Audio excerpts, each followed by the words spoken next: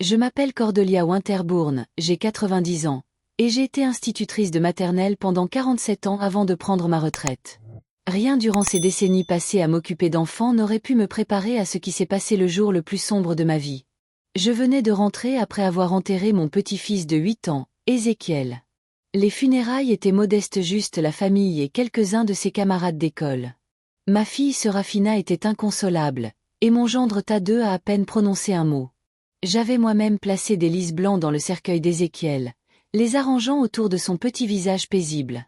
L'image était gravée dans mon esprit tandis que je rentrais seule chez moi sous la pluie d'octobre. Le cimetière était froid, ce genre de froid humide qui pénètre dans les vieux os et y reste. J'étais restée au bord de la tombe longtemps après que tous les autres furent partis pour la réception, murmurant des excuses à la terre fraîchement retournée. Des excuses pour ne pas l'avoir protégée, pour ne pas m'être battue plus fort contre la relation de ma fille avec Dimitri, pour être trop vieille et trop lente pour empêcher cette tragédie. Mais quand je me suis garée dans mon allée sur Hawthorne Street, mon cœur s'est arrêté. Là, debout près de ma porte d'entrée dans des vêtements en lambeaux, se tenait Ézéchiel. Son costume de funérailles était déchiré et boueux, ses cheveux blonds emmêlés de terre. « Grand-mère, aide-moi » cria-t-il, tremblant violemment. Son visage était couvert de boue, mais ses yeux verts je les reconnaîtrais n'importe où. Je suis sortie de ma voiture en titubant, ma canne oubliée, mon arthrite oubliée, tout oublié sauf la vue impossible devant moi. Ézéchiel. Mais nous venons juste de... Ma voix m'a fait défaut. J'avais touché son front froid il y a quelques heures à peine. Je lui avais dit au revoir en l'embrassant. Le directeur des pompes funèbres m'avait assuré que tout était pris en charge avec ce ton professionnellement compatissant qu'ils maîtrisent tous. Mes mains tremblaient alors que je tendais la main vers lui, m'attendant à moitié à ce que mes doigts passent à travers lui comme un fantôme. Mais il était solide, réel, chaud malgré la pluie froide. « Grand-mère, s'il te plaît » sanglota-t-il, se précipitant dans mes bras. Il semblait réel, solide, chaud, vivant. Il sentait la terre et la pluie et autre chose, quelque chose qui n'allait pas. Ils ont fait une erreur. Je me suis réveillée dans le noir. Je ne pouvais pas respirer. J'ai dû creuser et creuser. Ses petits doigts étaient ensanglantés, les ongles arrachés. En fait, commença-t-il, puis s'effondra contre moi. En fait, ce n'était pas un accident. Le copain de maman, il m'a fait du mal. Il a dit que si j'en parlais à quelqu'un, il te ferait du mal aussi. Les mots m'ont frappé comme la foudre. Le nouveau petit ami de Serafina, Dimitri Volkov, qu'elle fréquentait depuis 6 mois. L'homme qui avait trouvé Ézéchiel au bas des escaliers. L'homme qui avait appelé le 911. L'homme qui avait réconforté ma fille pendant qu'elle pleurait sur le corps de son fils. Tout s'est mis en place avec une clarté horrible, les bleus que j'avais documentés, la façon dont Ézéchiel était devenu silencieux près de Dimitri, les accidents qui continuaient à se produire chaque fois qu'ils étaient seuls ensemble.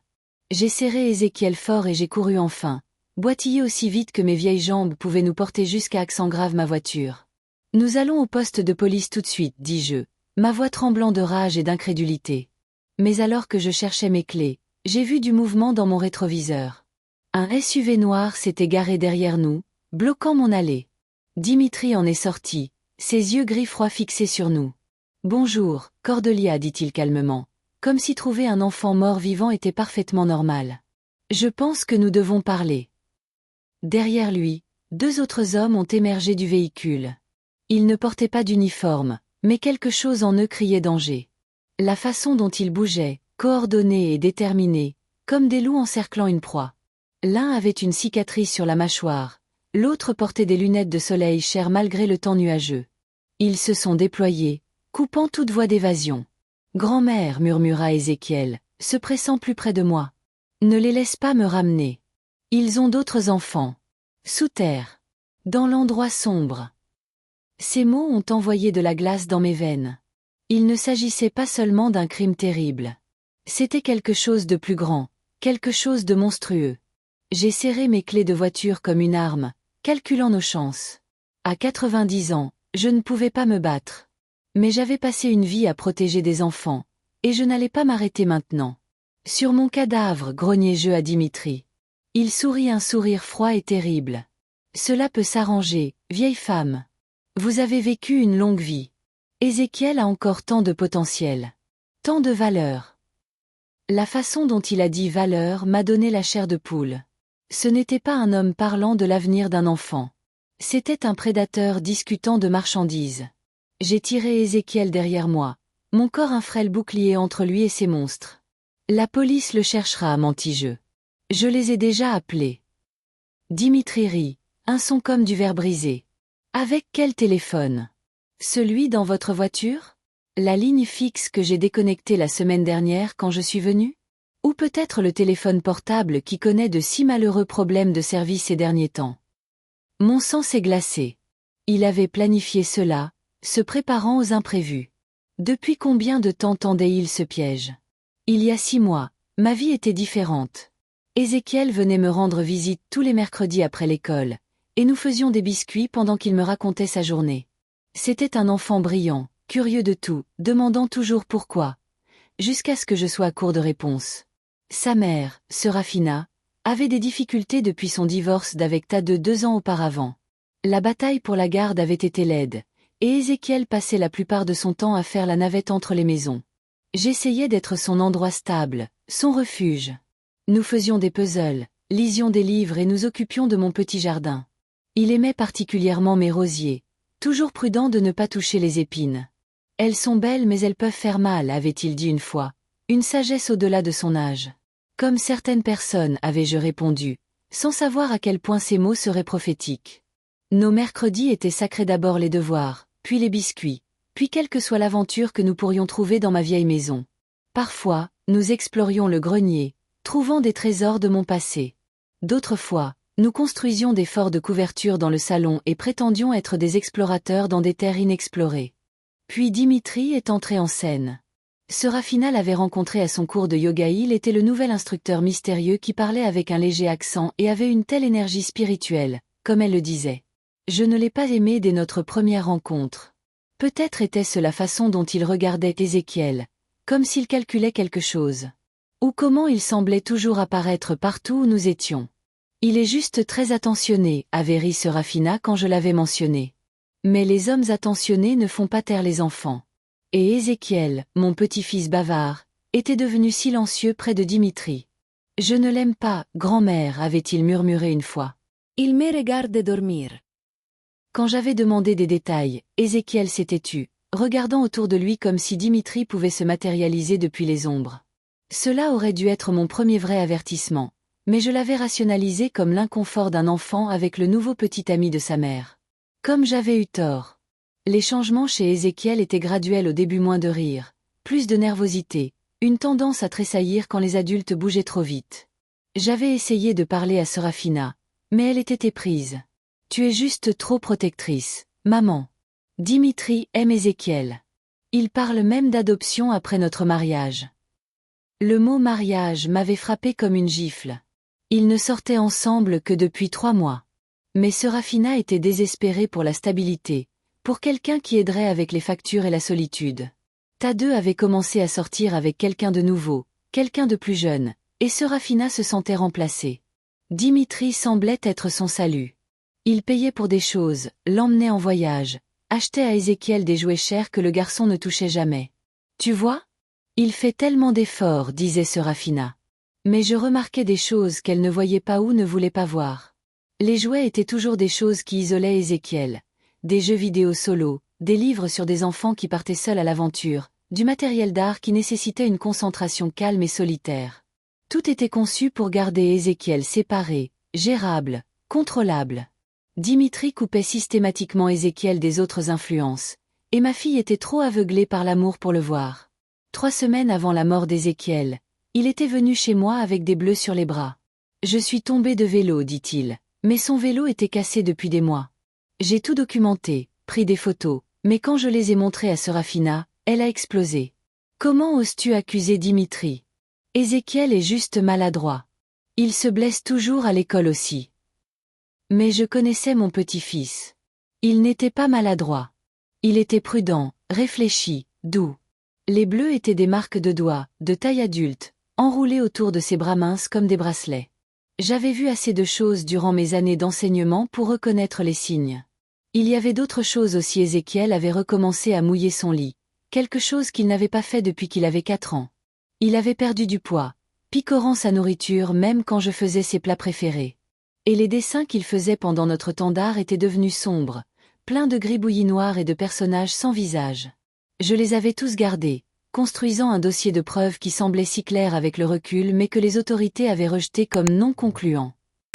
J'avais appelé les services de protection de l'enfance anonymement, mais rien n'en était ressorti. Dimitri était trop intelligent, trop prudent. L'enquêtrice, une jeune femme nommée Bethany, semblait charmée par lui. Monsieur Volkov a été très coopératif, m'avait-elle dit. Il n'y a aucune preuve d'abus. Les enfants ont des bleus, Madame Winterbourne. Je voulais crier que les enfants n'ont pas de bleu en forme de main, mais je me suis tue. Se faire des ennemis n'aiderait pas Ézéchiel. Au lieu de cela, j'ai commencé à planifier. J'allais demander la garde d'urgence, utiliser mes économies pour engager un avocat. Mais j'étais trop tard. L'appel est arrivé un mardi matin. Ézéchiel était tombé dans les escaliers. Il était parti. Dimitri avait été le seul témoin, bien sûr. Il avait été en train d'enseigner la méditation à Ézéchiel sur le palier supérieur quand le garçon s'était soudainement levé et avait perdu l'équilibre. Un accident si tragique. Si malheureux. Personne n'a remis en question l'histoire du presque beau-père en deuil qui avait essayé si fort de sauver le garçon. Personne sauf moi, mais à ce moment-là, qu'importaient mes soupçons ? Mon petit-fils était mort, et toutes les preuves du monde ne pourraient pas le ramener. Du moins, c'est ce que j'avais pensé. Les funérailles avaient été surréalistes. Dimitri se tenait à côté de Serafina, jouant parfaitement le rôle du beau-père en deuil. Il a même versé des larmes, bien que j'ai remarqué qu'elle n'atteignait jamais tout à fait ses yeux. Quelle tragédie, murmuraient les gens. Cette pauvre famille. Je voulais me lever et crier la vérité, mais quelle vérité avais-je ? Les soupçons n'étaient pas des faits. Les bleus n'étaient pas des preuves. Et ma fille, perdue dans son chagrin, s'accrochait à Dimitri comme s'il était sa bouée de sauvetage. Il lui murmurait constamment du réconfort à l'oreille, ne la quittant jamais. Cela me rendait malade. Quand est venu le moment de dire au revoir à Ézéchiel, je m'étais penchée dans le cercueil et avais murmuré « Je suis désolée de ne pas avoir pu te protéger. Je suis tellement désolée, mon brave garçon. » Le directeur des pompes funèbres m'avait donné du temps supplémentaire, comprenant le lien spécial entre grands-parents et petits-enfants. J'avais mémorisé chaque détail du visage d'Ézéchiel, la façon dont ils avaient mal coiffé ses cheveux, il détestait la raie à gauche, le costume qui était trop grand pour son petit corps. Quelque chose m'avait semblé étrange même alors, mais j'avais attribué cela au chagrin qui me jouait des tours. Le poids dans le cercueil avait semblé erroné d'une certaine manière, mais qui pèse le corps d'un enfant lors de funérailles ? Qui remet en question de telles choses quand leur cœur se brise ? Mais maintenant il était là, vivant, me disant des choses qui confirmaient mes pires craintes et révélaient des horreurs au-delà de mon imagination. L'endroit sombre, grand-mère, dit Ézéchiel alors que je le tenais dans ma voiture verrouillée, Dimitri toujours debout dans mon allée. Il y a d'autres enfants là-bas. Certains y sont depuis longtemps. Ils creusent des tunnels, déplacent des colis. Dimitri amène des hommes pour nous regarder, et parfois des enfants disparaissent. Mes mains tremblaient alors que je composais le 911 sur mon téléphone. 911, quelle est votre urgence ? Mais avant que je puisse parler, le téléphone s'est éteint. Pas seulement éteint, l'écran est devenu noir, comme s'il n'avait jamais été chargé. J'ai attrapé mon vieux téléphone fixe dans mon sac, mais lui aussi était silencieux. La technologie est si peu fiable, cria Dimitri, tenant un petit appareil. Les brouilleurs de signal sont assez abordables de nos jours.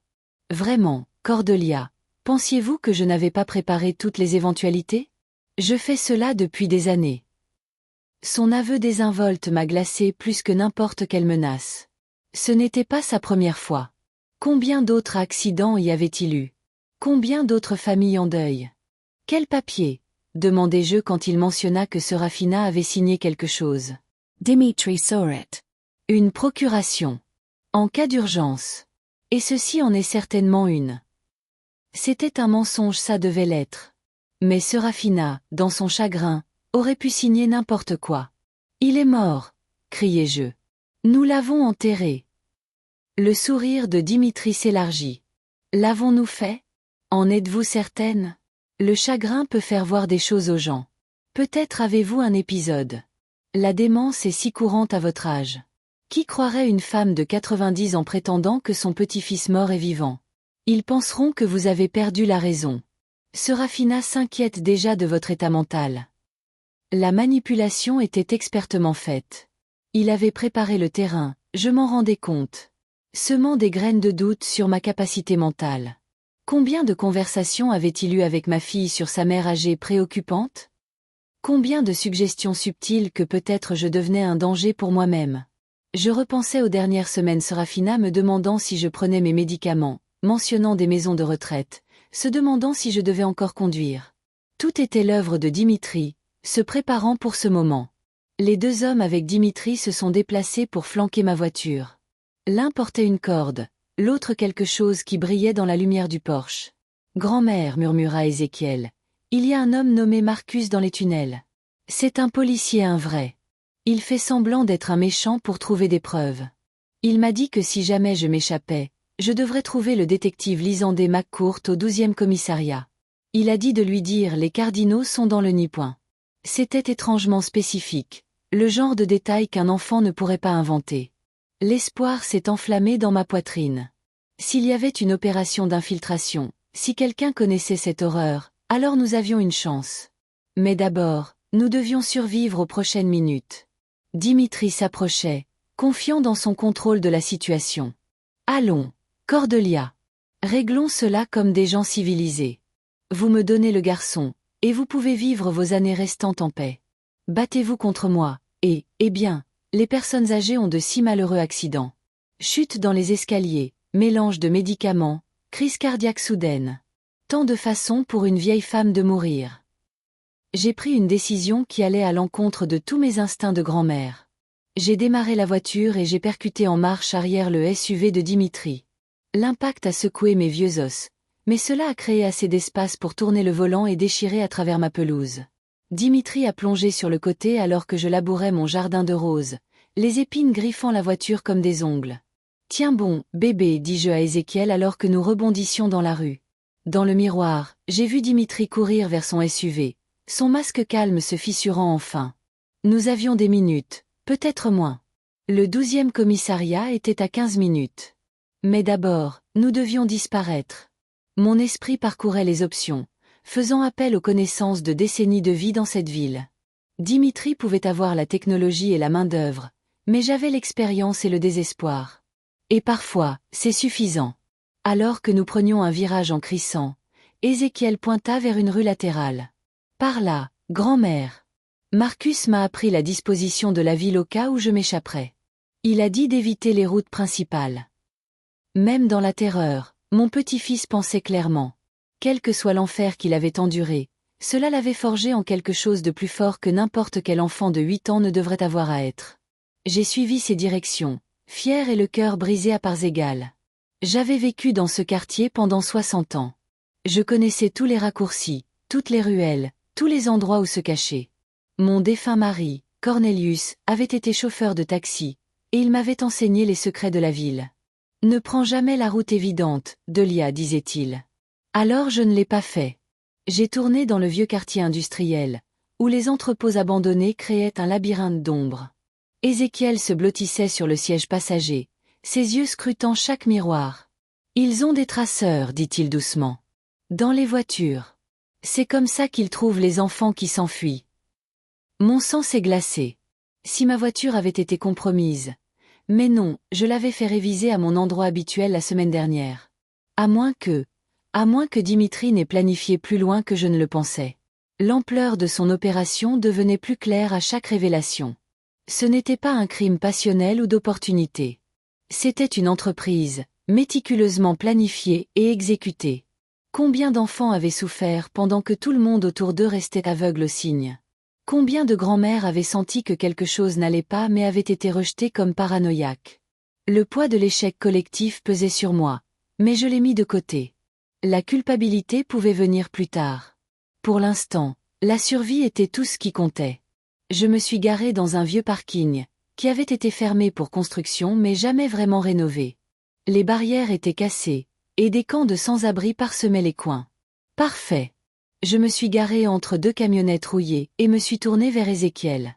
Nous allons marcher à partir d'ici. Peux-tu le faire? Il hocha la tête, courageux malgré son épreuve. Nous avons abandonné la voiture et nous sommes glissés dans la cage d'escalier. Mon arthrite criait à chaque pas, Mais l'adrénaline est une drogue puissante. Nous sommes sortis 3 pâtés de maison plus loin, où j'ai hélé un taxi. 12e commissariat, dis-je au chauffeur, un homme si âgé qui nous regardait avec inquiétude. Tout va bien, madame.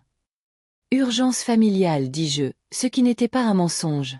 Il hocha la tête, comprenant le code des chauffeurs de taxi. Parfois on ne pose pas de questions, on conduit juste. La ville défilait dans un flou de lumière et d'ombre. Ézéchiel tenait ma main si fort que je pensais que mes vieux os pourraient se fissurer, mais je ne me suis pas dégagé.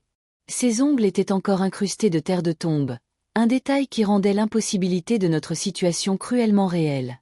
Mon petit-fils s'était frayé un chemin hors de sa propre tombe. Quelle force cela demandait-il? Quelle terreur! Le commissariat bourdonnait malgré l'heure tardive. Je me suis approché du sergent de bureau, une femme à l'air fatigué avec des yeux gentils. J'ai besoin du détective Lisandé McCourt. C'est à propos des cardinaux dans le nid. Le changement fut instantané. Ses yeux se sont aiguisés, et elle a atteint un téléphone spécial. Attendez ici, dit-elle, sa voix urgente. En quelques minutes, un grand homme noir avec des tempes grisonnantes est apparu. Ses yeux sont allés directement vers Ézéchiel, et j'ai vu la reconnaissance traverser son visage. MME Winterbourne. Je suis le détective McCourt. S'il vous plaît, venez avec moi immédiatement. Il nous a conduits non pas dans une salle d'interrogatoire mais vers une sortie arrière sécurisée. Nous ne sommes pas en sécurité ici, dit-il doucement. Il y a des fuites dans le département. Des gens sur la liste de paix de Dimitri. Nous essayons de les identifier depuis des mois. Mon cœur s'est serré. Si même la police ne pouvait pas être digne de confiance, jusqu'où allait cette corruption? Mais l'urgence de McCourt suggérait qu'il savait exactement à quel point notre situation était grave. Il a parlé dans une radio sécurisée alors que nous marchions, utilisant des codes que je ne comprenais pas. Colis acquis. Cardinal confirmé. Besoin d'extraction immédiate. Une camionnette banalisée attendait dehors, moteur en marche. Je sais que c'est irrégulier, dit McCourt, nous aidant à monter, mais l'officier Marcus Rivera est sous couverture depuis 8 mois. Si votre petit-fils s'est échappé d'où je pense, nous avons des heures avant qu'il ne délocalise tout. À l'intérieur de la camionnette, 3 autres officiers attendaient, tous en tenue tactique. Une femme aux cheveux roux courts nous a tendu des couvertures et de l'eau.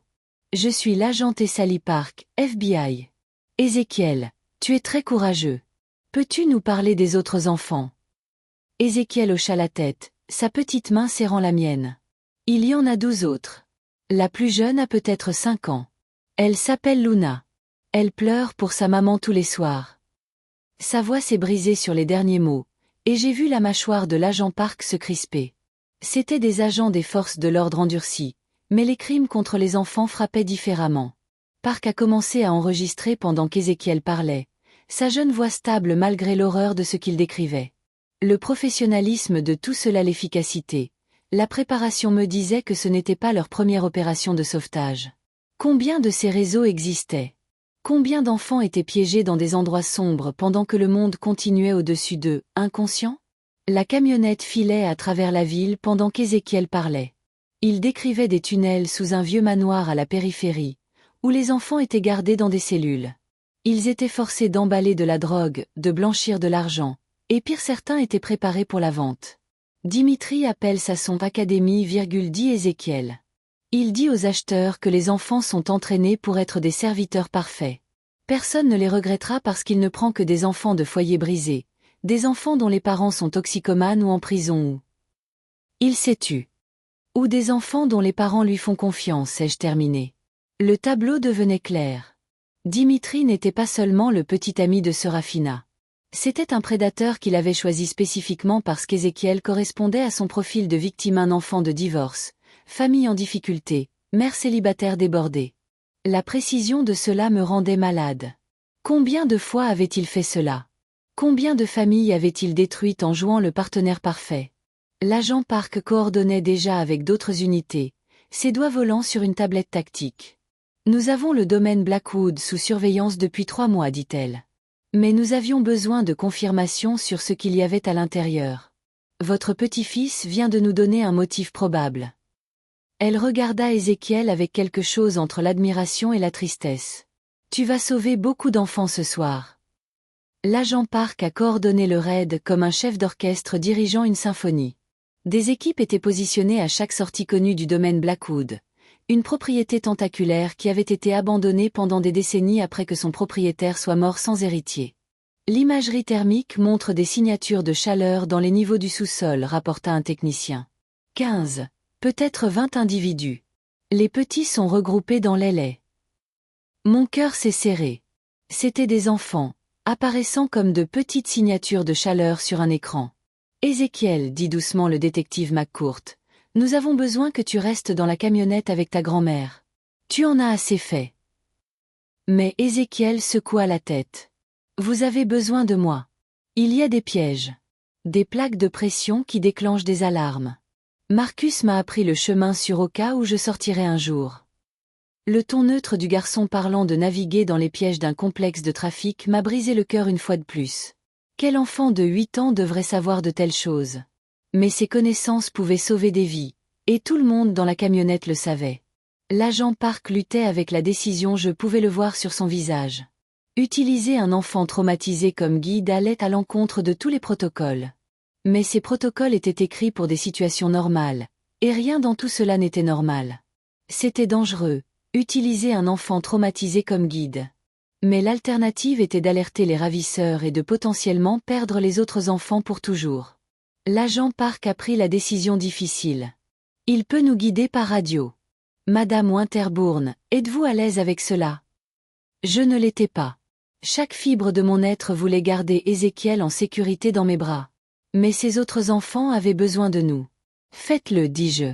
Ils ont équipé Ézéchiel d'une petite caméra et d'un microphone. Sur les écrans de la camionnette, nous pouvions voir ce qu'il voyait. Même à travers les images granuleuses, je pouvais distinguer ses mains maigres pointant vers des carreaux de sol apparemment innocents. Ne marchez pas sur ceux avec des fissures. Ils ne sont pas vraiment fissurés, ces peints pour paraître vieux. Les vrais vieux carreaux sont lisses à cause de l'usure. Dimitri disait que c'était comme un jeu, mais les enfants qui perdaient le jeu disparaissaient. Sa voix était stable, mais je pouvais entendre le tremblement en dessous. Mon brave garçon, guidant ses sauveteurs à travers un cauchemar qu'il avait vécu. Chaque instruction venait avec un souvenir, un petit morceau de traumatisme qu'il revivait pour sauver les autres. La troisième porte à gauche est l'endroit où il garde les plus jeunes. Luna est généralement là. Elle a un lapin en peluche qui s'appelle Monsieur Sautille. Les détails étaient déchirants dans leur innocence, des enfants s'accrochant à des jouets en enfer. L'équipe d'assaut se déplaçait comme des fantômes, suivant les directions murmurées d'Ézéchiel. Ils ont rencontré le premier garde endormi à son poste. Marcus Rivera, maintenant sa couverture jusqu'à la dernière seconde. Il a neutralisé 2 autres gardes avant qu'ils ne sachent ce qui se passait. Puis ils ont atteint la zone des enfants, et mon cœur s'est brisé. Sur les écrans, j'ai vu de petits visages regardant à travers des portes barrées. Certains avaient le regard vide des enfants qui avaient abandonné tout espoir. D'autres, les plus récents, avaient encore de la peur dans les yeux. L'agent Park a parlé dans sa radio. Nous avons un visuel sur 12 mineurs. Préparation à l'extraction. Mais alors une autre voix a grésillé. Mouvement du côté ouest. 3 véhicules approchent rapidement. Mon sang s'est glacé. Nous avions été si prudents, mais d'une manière ou d'une autre, Dimitri savait. Peut-être avait-il une surveillance que nous n'avions pas détectée, ou peut-être avait-il simplement remarqué ma voiture abandonnée dans le quartier industriel. L'homme était intelligent, je lui accordais ça. Maléfique, mais intelligent. Les écrans montraient son SUV noir s'arrêtant en crissant devant le manoir, et mon cœur s'est presque arrêté quand j'ai vu qui sortait avec lui. Dimitri avait été alerté d'une manière ou d'une autre. Peut-être avait-il remarqué ma voiture abandonnée, ou peut-être avait-il plus de surveillance que nous ne le savions. Les écrans montraient son SUV noir s'arrêtant en crissant devant le manoir. Il est sorti avec 6 hommes, tous armés. Accélérez le calendrier, ordonna Park. Sortez ces enfants maintenant. L'équipe travaillait frénétiquement, les coupe-boulons claquant à travers les serrures. Les enfants trébuchaient, certains devant être portés. Sur un écran, j'ai vu une petite fille aux cheveux noirs, Luna, la fillette de 5 ans qu'Ézéchiel avait mentionnée. Elle serrait un lapin en peluche sale, trop effrayée pour pleurer. Grand-mère, dit soudain Ézéchiel, Dimitri a un interrupteur de l'homme mort. S'il meurt ou est capturé, tout le sous-sol est inondé. Il nous l'a dit pour qu'on n'essaie pas de lui faire du mal. Il a dit qu'on se noierait tous ensemble si quelque chose lui arrivait. La cruauté désinvolte de cela utiliser la vie des enfants comme assurance m'a rendu physiquement malade. Quel genre de monstre pense à de telles choses? Mais bien sûr, c'était exactement ce qu'était Dimitri. Un monstre qui avait pensé à tout. Ou presque tout. Il n'avait pas compté sur le fait qu'une de ses victimes s'échappe de sa propre tombe. Park a juré une expression nette et professionnelle de frustration. Peut-il être désactivé? Marcus pourrait savoir, dit Ézéchiel. Sur l'écran, le détective Rivera se déplaçait déjà, ayant entendu la conversation à travers son oreillette. Il a sprinté vers un local technique, sa couverture complètement grillée maintenant. Des coups de feu ont éclaté à l'étage alors que les hommes de Dimitri pénétraient dans le manoir. L'équipe tactique s'est divisée la moitié évacuant les enfants, l'autre moitié engageant les trafiquants. J'ai serré Ézéchiel fort alors que nous regardions le chaos se dérouler. Puis la voix de Rivera est venue. Trouver. C'est un système complexe, mais la transmission s'est coupée en statique. Sur un écran, nous l'avons vu allongé immobile, du sang s'accumulant sous lui. Quelqu'un lui avait tiré dans le dos. Marcus, cria Ézéchiel, essayant de se jeter vers la porte de la camionnette. Il m'a sauvé. Il m'a tout appris. Nous devons l'aider. Mais je l'ai retenu, même si mon propre cœur se brisait. Rivera avait tout risqué pour sauver ses enfants. Maintenant sa couverture pendant 8 mois en enfer. Maintenant, il était à terre, et l'eau arrivait. Nous pouvions le voir sur les écrans un liquide noir commençant à suinter des grilles de drainage. La dernière contingence de Dimitri était en marche. Marcus, cria Ézéchiel, essayant de se jeter vers la porte de la camionnette. Je l'ai retenu alors que l'agent Park aboyait des ordres. L'eau avait commencé, nous pouvions la voir sur les écrans. Un liquide noir montant des grilles de drainage dans le sol. Ce n'était pas seulement de l'eau, c'était des eaux usées mélangées à des écoulements industriels, conçus pour détruire les preuves et les vies simultanément. L'évacuation s'est transformée en une course désespérée. Les officiers portaient des enfants sur leurs épaules, pataugeant dans la boue montante. Certains enfants étaient trop faibles pour se déplacer rapidement, mal nourris par leur captivité. Ne laissez personne derrière, commanda Park, mais l'eau montait plus vite que prévu. En quelques minutes, elle arrivait aux genoux des adultes, ce qui signifiait à hauteur de poitrine pour les enfants. Les écrans montraient le chaos des officiers luttant pour enfoncer des portes alors que l'eau se déversait, des enfants criant, l'intégrité structurelle du vieux bâtiment commençant à faiblir sous le poids de l'inondation. Un officier a glissé, manquant de laisser tomber l'enfant qu'il portait. Un autre essayait d'empiler des meubles pour garder les enfants au-dessus du niveau de l'eau. Le temps s'épuisait, et tout le monde le savait. Puis je l'ai vue sur un écran Luna, séparée du groupe, piégée dans un passage latéral alors que l'eau tourbillonnait autour d'elle. Elle criait, mais dans le chaos, personne ne l'entendait. Là, criai-je, pointant du doigt. La petite fille. Mais l'officier portant cette caméra était déjà débordé, portant 2 garçons qui ne savaient pas nager. Ézéchiel a fait un son que je n'oublierai jamais, mi-sanglot, mi-grognement. Je connais un autre chemin vers ce passage. Par le haut. Par la cuisine. Park le regarda, puis me regarda. La décision planait dans l'air comme une lame. Envoyer mon petit-fils retourner en enfer, ou laisser un enfant innocent se noyer. J'y vais, dis-je, me levant. Mon corps de 90 ans protestait, mais la rage me donnait de la force. Dis-moi le chemin. Mais nous savions tous que je ne pouvais pas bouger assez vite. Mon arthrite, mon âge, je serais un fardeau. L'eau montait trop vite, et les cris de Luna devenaient plus faibles. Le temps se mesurait en secondes maintenant, et ces secondes s'épuisaient.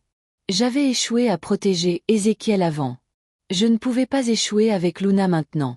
Mais mon corps m'a trahi, j'ai trébuché juste en essayant de me lever rapidement, ma hanche envoyant une douleur fulgurante dans ma jambe. L'âge est cruel de cette façon, volant notre capacité d'agir juste quand l'action est la plus nécessaire. Ézéchiel remettait déjà la caméra. Je ne laisserai pas Luna mourir comme il voulait que je meure, dit-il avec une détermination qui m'a brisé le cœur. Il avait 8 ans. Il aurait dû s'inquiéter des devoirs et des fêtes d'anniversaire, pas de sauver des victimes de trafic. Mais le traumatisme l'avait vieilli au-delà de ces années. L'agent Park a pris une autre décision difficile. Officier Chen, allez avec lui. Protection complète. Une femme asiatique compacte hocha la tête, vérifiant son arme. Ensemble, ils se sont glissés hors de la camionnette et dans le manoir par une entrée latérale qu'Ézéchiel connaissait. Sur sa caméra, nous les avons regardés naviguer entre les débris et l'eau montante. Mon petit-fils se déplaçait avec détermination, chaque pas sûr malgré le danger. Par ici, dit-il, conduisant Shane à travers une série de couloirs de service. Dimitri m'a montré ses chemins. Il a dit que si nous étions très sages, il pourrait nous laisser jouer dans la cuisine un jour.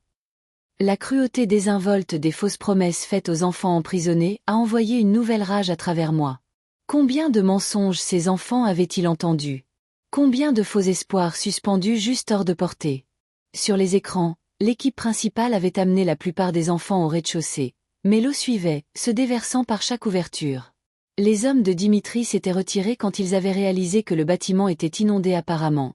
Leur loyauté ne s'étendait pas à la noyade. Mais Dimitri lui-même était introuvable. La caméra de Shane montrait Ézéchiel la conduisant à travers une cuisine commerciale, ses petits pieds sûrs malgré le sol glissant. Il pouvait entendre les cris de Luna se rapprocher.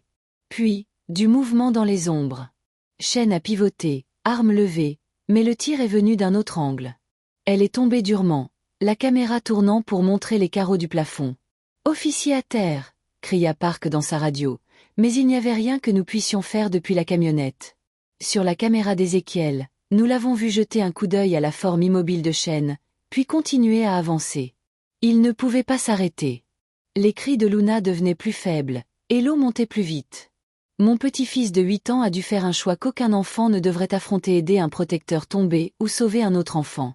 Il a choisi de continuer, et j'étais à la fois fier et le cœur brisé. « Non !» criai-je, mais la caméra d'Ézéchiel continuait de bouger. Il ne s'était pas arrêté pour Shane, il ne pouvait pas. Les cris de Luna devenaient plus faibles. L'eau montait. À travers sa caméra, nous l'avons vu glisser dans un puits de service, atterrissant durement dans le passage inondé. Luna était là, debout sur une caisse qui s'enfonçait lentement. Son lapin en peluche flottait à proximité. « C'est bon, dit Ézéchiel, pataugeant vers elle. Je suis là pour t'aider. Comment s'appelle ton lapin?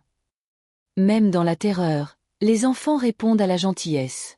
Monsieur Sautille, murmura-t-elle. Eh bien, Monsieur Sautille a besoin que nous soyons courageux, d'accord. Il a soulevé sur ses épaules un enfant de 8 ans portant une enfant de 5 ans, l'eau montant autour d'eux. La caméra montrait l'eau à la poitrine d'Ézéchiel maintenant, chaque pas une lutte contre le courant. Luna s'accrochait à son cou, ses petits bras serrés de terreur. Derrière eux, des débris tourbillonnaient dans l'eau trouble, des meubles, des papiers, des preuves de crimes emportés. Mais aussi autre chose, quelque chose qui bougeait avec un but plutôt qu'avec le courant. Ézéchiel devait l'avoir senti aussi parce qu'il s'est déplacé plus vite, luttant vers une échelle de maintenance visible au loin. Presque là, halta-t-il. Accroche-toi bien. Mais l'eau gagnait, et ceux qui étaient derrière eux se rapprochaient.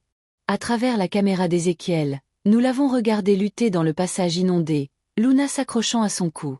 L'eau était à sa poitrine maintenant, et chaque pas était une bataille. Derrière eux, quelque chose bougeait dans l'eau trouble, des débris, peut-être, ou quelque chose de pire. Le bâtiment gémissait autour d'eux, les vieilles infrastructures cédant sous le poids de l'eau. À gauche ici, halta Ézéchiel, se souvenant de la disposition même en crise. Ils ont atteint une échelle de maintenance, mais elle était glissante d'algues. Luna pleurait à nouveau, trop effrayée pour grimper. « Tu peux le faire », l'encouragea Ézéchiel. « Fais semblant d'être un singe. Monsieur Sautille compte sur toi. » Elle a essayé, ses petites mains glissant sur les barreaux. Ézéchiel poussait par en dessous, sa propre force faiblissant. La caméra montrait ses bras tremblants d'effort, sa respiration laborieuse. Cet enfant qui avait déjà tant enduré poussait au-delà de toutes les limites pour en sauver un autre. Ils avaient fait la moitié du chemin quand le désastre a frappé. La chose dans l'eau n'était pas des débris, c'était Dimitri, et sa main s'est verrouillée autour de la cheville d'Ézéchiel comme un étau. Il a émergé de l'eau comme un cauchemar, son calme parfait enfin brisé. « Tu as tout ruiné », gronda-t-il. Des années de travail, détruites par un morveux. Il a tiré fort, et Ézéchiel a perdu sa prise. Mais en tombant, il a fait quelque chose d'extraordinaire, il a poussé Luna vers le haut avec sa dernière once de force, l'envoyant grimper en sécurité. « Cours !» cria-t-il alors que Dimitri le tirait sous l'eau. La caméra est devenue sombre, submergée dans l'eau nauséabonde. Dans la camionnette, j'étais au-delà des cris. Je bougeais, mon vieux corps alimenté par une fureur primale. L'agent Park a essayé de m'arrêter, mais j'avais la porte ouverte avant qu'elle ne puisse réagir. J'ai vraiment couru vers le manoir, ma canne abandonnée, l'arthrite oubliée. Derrière moi, des officiers criaient, mais je m'en fichais. Mon petit-fils se noyait, et rien d'autre n'avait d'importance. Ni mon âge, ni ma sécurité, ni la brûlure dans ma poitrine alors que je poussais mon corps ancien au-delà de ses limites. 90 ans de vie avaient mené à ce moment, et je ne le laisserai pas se terminer avec Ézéchiel mourant dans les mains de ce monstre. L'entrée principale était le chaos, les enfants évacués blottis sous des couvertures d'urgence pendant que les médecins travaillaient. Je les ai tous dépassés, suivant la trace de l'eau. Un officier a essayé de me bloquer. « Madame, vous ne pouvez pas », je l'ai frappé avec une force que je ne savais pas avoir, l'envoyant tituber sur le côté. « Mon petit-fils est là-dedans », rugis-je, et quelque chose dans ma voix l'a fait reculer. J'ai suivi les sons de lutte, mes pieds éclaboussant dans des centimètres d'eau nauséabonde. Les lumières d'urgence du bâtiment clignotaient, projetant tout dans une lueur rouge infernale. Quelque part dans ce labyrinthe, Ézéchiel se battait pour sa vie. Je pouvais le sentir, cette intuition de grand-mère qui transcende la logique. Il était encore vivant, mais le temps s'épuisait. Ma hanche criait à chaque pas, ma poitrine brûlait à chaque respiration, mais je continuais à avancer. L'amour est plus fort que la douleur, et la rage est plus forte que l'âge. J'ai trouvé le puits de maintenance en suivant les cris de Luna. Elle était en haut, en sécurité mais hystérique, pointant vers le bas. Le méchant homme l'a pris. Le gentil garçon qui m'a sauvé. Sans réfléchir, j'ai descendu l'échelle. L'eau se retirait maintenant, le système de Dimitri devait avoir des limites mais elle était encore à hauteur de taille en bas. J'ai pataugé dans le passage, suivant les sons de lutte. Au détour d'un coin, je les ai trouvés. Dimitri avait Ézéchiel plaqué contre un mur, les mains autour de sa gorge. Le visage de mon petit-fils était violet, ses luttes s'affaiblissant. Quelque chose de primitif a pris le dessus. Je me suis jeté sur Dimitri, 90 ans de vie culminant en ce moment. Nous nous sommes écrasés dans l'eau ensemble, un enchevêtrement de membres et de fureur. Il était plus jeune, plus fort, entraîné mais j'avais quelque chose qu'il n'avait pas. Je n'avais plus rien à perdre sauf Ézéchiel.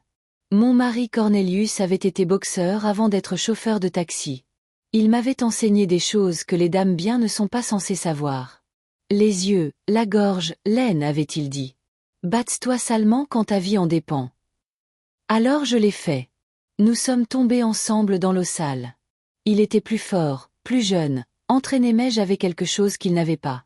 Je n'avais plus rien à perdre sauf Ézéchiel. Nous nous sommes battus comme des animaux dans ce tunnel inondé. Il a essayé de me pousser sous l'eau, mais j'ai griffé ses yeux, mordu ses mains, utilisé chaque sale tour que Cornelius m'avait jamais enseigné sur l'autodéfense. Vieille folle, halta-t-il, me repoussant. J'ai heurté le mur durement, quelque chose craquant dans ma poitrine. Mais alors qu'il se retournait vers Ézéchiel, j'ai vu ma chance. Un morceau de barre d'armature dépassait du béton cassé.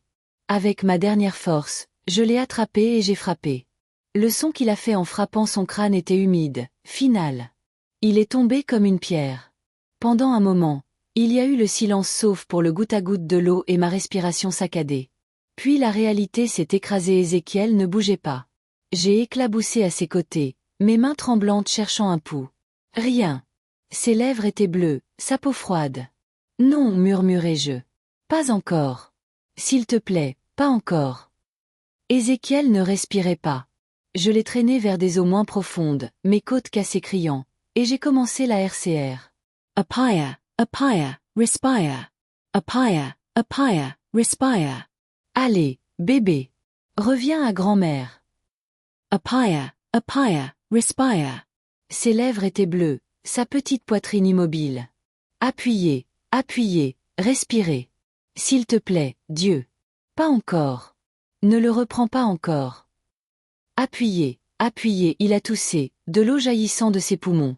Le plus beau son que j'ai jamais entendu. Nous nous sommes accrochés l'un à l'autre dans cet endroit horrible, tous deux sanglotants, tous deux vivants.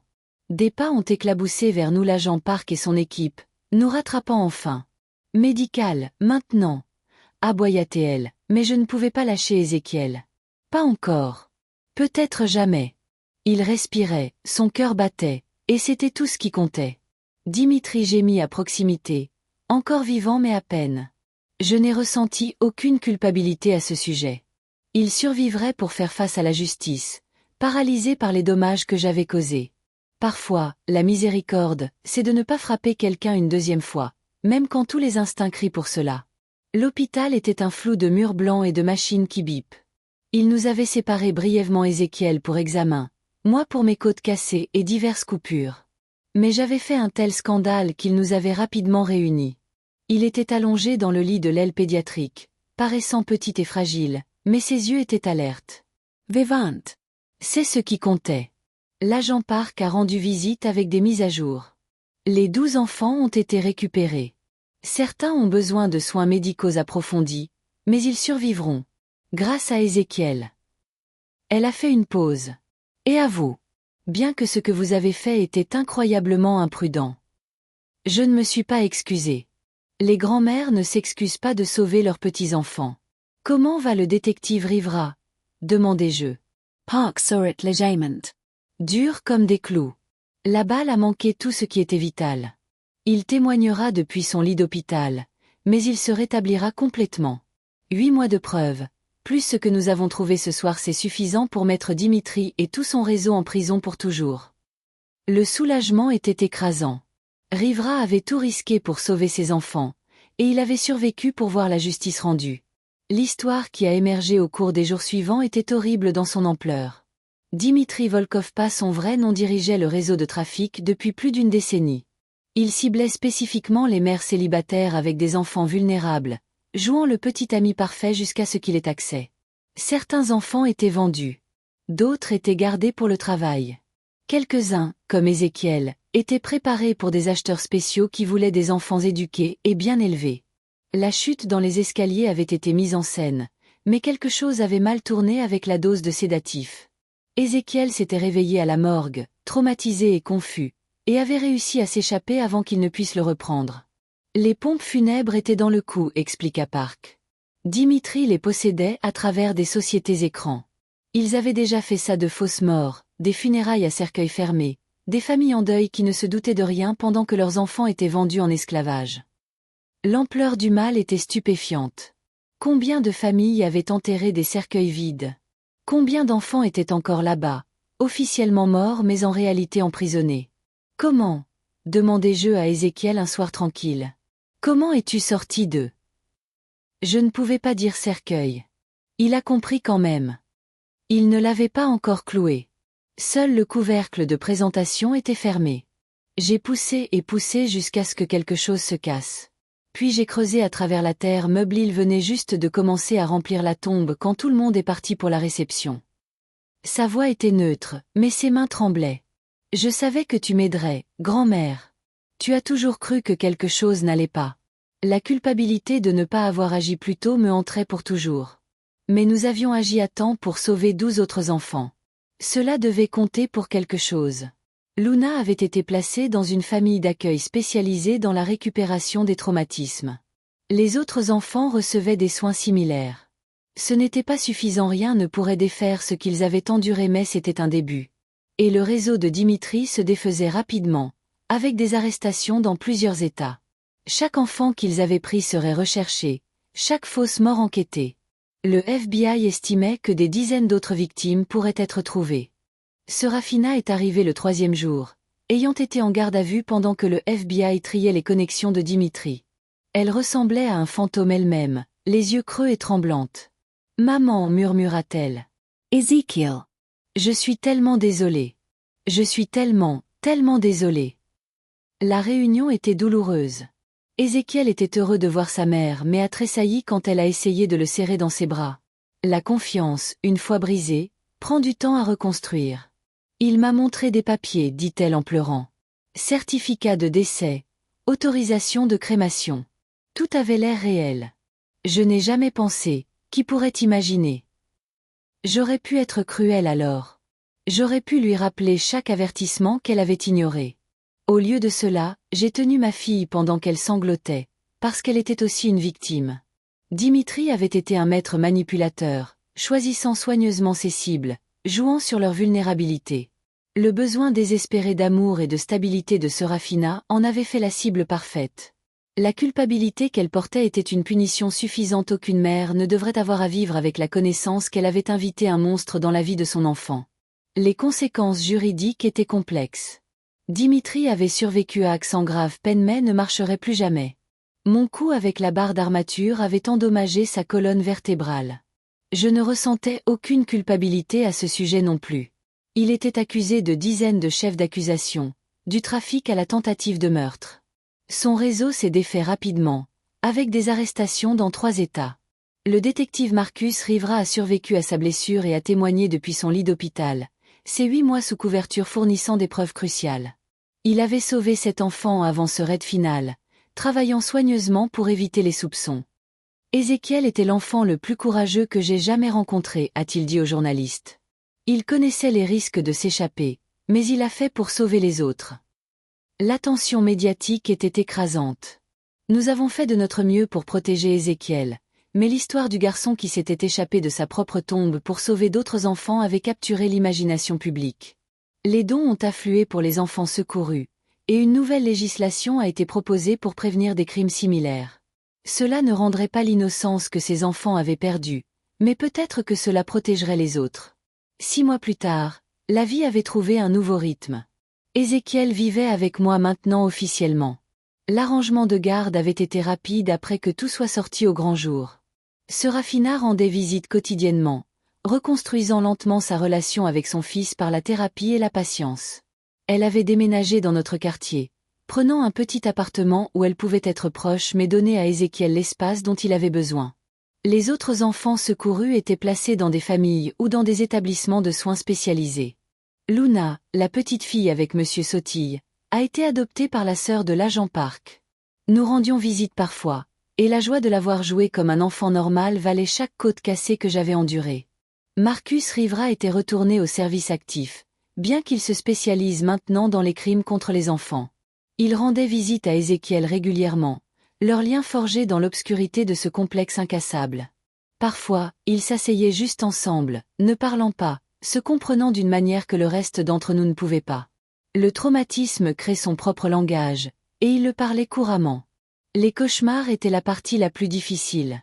Ézéchiel se réveillait en criant à propos d'eau sombre, d'être enterré, de mains autour de sa gorge.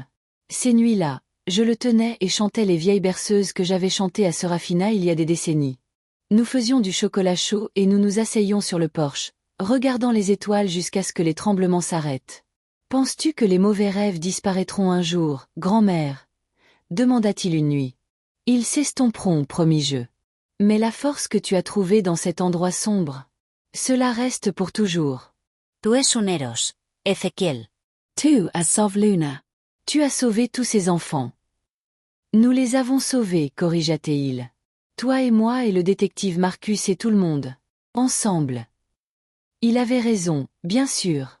Il avait fallu nous tout un garçon effrayé, une vieille femme, un flic sous couverture et des agents fédéraux pour faire tomber l'empire de Dimitri. Le mal pouvait être organisé, mais le bien l'était aussi. Nous devions juste nous trouver dans l'obscurité. La thérapie aidait, à la fois individuelle et de groupe. Il y avait un programme spécial pour les survivants du trafic d'enfants, dirigé par une femme qui s'était échappée de circonstances similaires 20 ans auparavant. Ézéchiel s'est connecté avec les autres enfants d'une manière qui m'a à la fois brisé le cœur et fait planer. Il comprenait les ombres de chacun. L'école était un ajustement. L'histoire avait fait les nouvelles nationales, bien que nous ayons gardé le nom d'Ézéchiel hors de cela. Pourtant, les enfants murmuraient. Certains étaient cruels, comme les enfants peuvent l'être. D'autres étaient simplement curieux du garçon qui était revenu d'entre les morts. Nous avons changé d'école 2 fois avant de trouver une école avec du personnel équipé pour gérer les survivants de traumatisme. Son professeur, Madame Amethyste Jade, avait perdu sa propre fille dans le trafic il y a des années. Elle comprenait les mauvais jours, les déclencheurs, le besoin soudain de savoir où étaient toutes les sorties. Sous sa direction patiente, Ézéchiel a commencé à s'épanouir à nouveau. Ses notes se sont améliorées, il s'est fait quelques amis prudents, et parfois moments précieux je l'entendais rire comme l'enfant qu'il était censé être. Ma propre récupération était plus lente. Les côtes ont guéri, mais l'arthrite que j'avais ignorée pendant le sauvetage est revenue avec vengeance. Certains jours, je pouvais à peine tenir une tasse de café. Mais Ézéchiel enroulait ses petites mains autour des miennes, m'aidant à la soulever. « Nous sommes une équipe, disait-il, me renvoyant mes propres mots. L'enquête a révélé que ma voiture avait effectivement été mise sur écoute. Dimitri avait placé des traceurs sur plusieurs véhicules dans notre quartier, planifiant toujours à l'avance. Mon mécanicien régulier avait été payé pour fermer les yeux. La trahison piquait, mais ce n'était rien comparé à ce que nous avions survécu. La confiance viendrait plus difficilement maintenant pour nous tous. Nous avions appris que les monstres pouvaient porter des visages amicaux, que le mal pouvait sourire et apporter des fleurs et dire toutes les bonnes choses. Mais nous avions aussi appris que l'amour était plus fort que le mal, que la fureur d'une grand-mère pouvait renverser un empire, que le courage d'un enfant pouvait sauver des vies. C'étaient des leçons difficiles, mais précieuses. Le procès de Dimitri était un cirque médiatique. J'ai témoigné, tout comme Ézéchiel par vidéo en circuit fermé. Voir Dimitri dans un fauteuil roulant, paralysé de la taille vers le bas, n'apportait aucune satisfaction. Il n'était plus qu'un monstre brisé maintenant, enrageant à propos de son empire ruiné. Le juge l'a condamné à perpétuité sans libération conditionnelle, plus 400 ans pour faire bonne mesure. Alors qu'il l'emmenait, il criait qu'il aurait sa revanche. « Depuis ta cellule de prison ?» demandai-je calmement. « Bonne chance avec ça. » Les autres trafiquants ont reçu des peines similaires. Le réseau était détruit, bien que l'agent Park nous ait averti que d'autres essaieraient de combler le vide. « Le mal ne se repose pas, dit-elle. Mais nous non plus. » Elle avait formé un nouveau groupe de travail ciblant spécifiquement les réseaux de trafic d'enfants. L'évasion d'Ézéchiel avait exposé des vulnérabilités dans leurs opérations, les fausses morts, les pompes funèbres corrompues, les réseaux de professionnels complices. De nouveaux protocoles étaient en cours de développement, de nouveaux partenariats forgés entre agences. Cela n'empêcherait pas tous les crimes futurs, mais cela les rendrait plus difficiles. Parfois, c'est tout ce que nous pouvons faire: rendre le mal plus difficile, coûter plus cher, risquer plus. Chaque barrière que nous érigeons sauve des vies. 1 an après cette terrible nuit, nous avons organisé un type de cérémonie différent. Pas des funérailles, mais une célébration de la vie pour tous les enfants qui avaient survécu, pour la récupération du détective Rivera, pour les secondes chances. Le FBI avait aidé à mettre en place un fonds pour les survivants, et les dons affluaient de tout le pays. Chaque enfant aurait une thérapie, une éducation et un soutien à vie.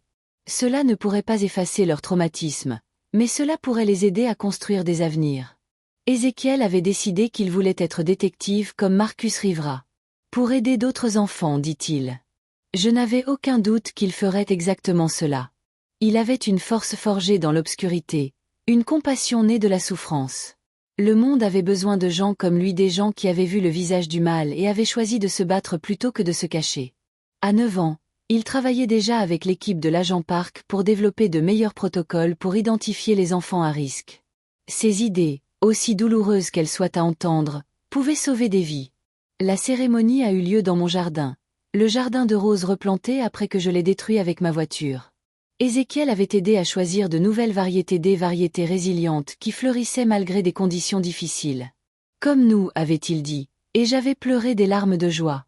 Les 12 enfants secourus ont assisté avec leur nouvelle famille. Luna portait une robe jaune et portait un nouveau lapin en peluche, Soti le second. Elle a couru vers Ézéchiel et l'a serré fort. « Tu m'as sauvé, dit-elle simplement. Nous nous sommes sauvés mutuellement, répondit-il, sage au-delà de ses années. Les regarder jouer ensemble, voir ses enfants rire et courir et être des enfants à nouveau, valait chaque moment de douleur. Ils étaient différents des autres enfants, on pouvait le voir dans leurs yeux, la vigilance, la façon dont ils vérifiaient les sorties et restaient près des adultes sûrs. Mais ils apprenaient à vivre à nouveau, à faire confiance à nouveau, à espérer à nouveau. C'était son propre genre de miracle. Le détective Rivera a fait un discours, sa voix encore rauque de ses blessures. Le courage n'est pas l'absence de peur, dit-il. C'est faire ce qui est juste malgré la peur. Ces enfants ont montré plus de courage que la plupart des adultes n'en auront jamais. Et Madame Winterbourne. Il me regarda directement. Vous avez redéfini ce que signifie être un gardien. À 90 ans, vous avez combattu un monstre et gagné. Vous êtes la grand-mère que tout le monde mérite. Les applaudissements étaient tonitruants, mais je n'avais Dieu que pour Ézéchiel. Il souriait, vraiment souriait pour la première fois depuis des mois. C'était ma récompense. Pas la reconnaissance ou l'attention médiatique ou les prix de service communautaire qui m'avaient été imposés. Juste le sourire de mon petit-fils, lumineux et authentique malgré tout ce qu'il avait enduré. Nous avions traversé l'enfer ensemble, et nous en étions sortis non pas indemnes mais intacts. Ce sourire disait tout ce que j'avais besoin de savoir sur notre avenir. Alors que le soleil se couchait, Serafina s'est approchée. Notre relation avait évolué de mère-fille à quelque chose de plus complexe qu'au-gardienne, survivante de traumatisme, femme qui avait appris de terribles leçons sur la confiance. J'ai réfléchi, dit-elle, à ce que tu as fait. Comment tu n'as jamais abandonné, même quand je t'ai repoussé. Elle a fait une pause. Je veux aider d'autres mères à éviter mes erreurs.